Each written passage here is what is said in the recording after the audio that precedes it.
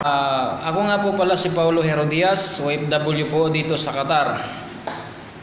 Ika nga nila, kapag ka OFW ka daw, marami kang pera, marami kang ipon. Yes, aminado po ako dyan, marami po akong naitabi, ngunit resibo nga lang.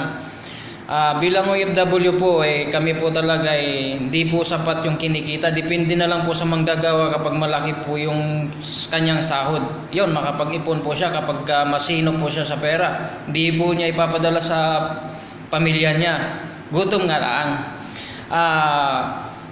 Sa ngayon po ako po nagkaka-income na po ng kahit konti, pero tuloy-tuloy po ang pasok na income po. Lalaki po yan kapag hinataw ko talaga ng negosyo. Kahit busy man sa trabaho, pero ginagawa ko pa rin ang negosyo ko.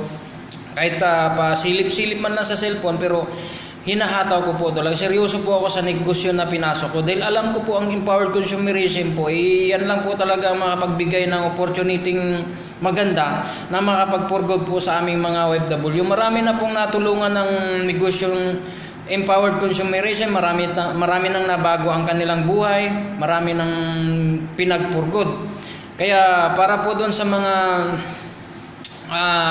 nag-aalangan pa, nagdadalawang isip pa, wag niyo na pong pag-isipan, wag niyo pong pagdududahan ang kumpanya dahil po legit po yan. Totoo po ang kumpanyang empowered consumerism. Marami na pong kumikita, marami nang naging milyonaryo.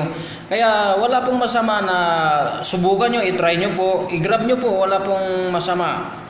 Kung para naman po sa kinabukasan ng inyong pamilya, subukan nyo po. Baka yun lang po ang paraan na magbago rin po ang takbo ng pamumuhay nyo. Hindi po tayo dito habang buhay sa OFW, hindi po habang buhay dito sa abroad, uwi po tayo sa bansang sinilangan. Kaya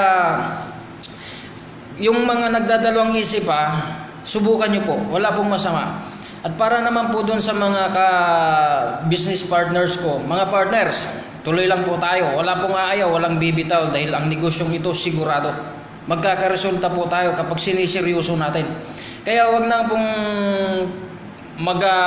papatay-patay, wag pong sayangin ang oras. Busy man tayo sa trabaho, natural po yun dahil namamasukan po tayo.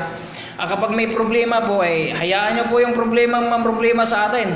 Ganun po talagang sistema ng pamumuhay. Minsan masaya, minsan malungkot. Kaya kung ikaw, ka-partners ko, kung kumikita ka na sa empowered consumerism, seryosohin mo na yan. Dahil yan na po ang talagang umpisa na makapagpurgod ka na. Kung kaya na ipurgod, umuwi na tayo. Dahil sigurado po, pag nagpurgod po tayo, siguradong tuloy-tuloy po magiging income natin. Kaya hataw lang parts, think positive lang. Dahil ang taong may pangarap, sigurado malayo ang kanyang mararating. Walang imposible sa taong may pangarap. Kaya guys, hataw lang. Power.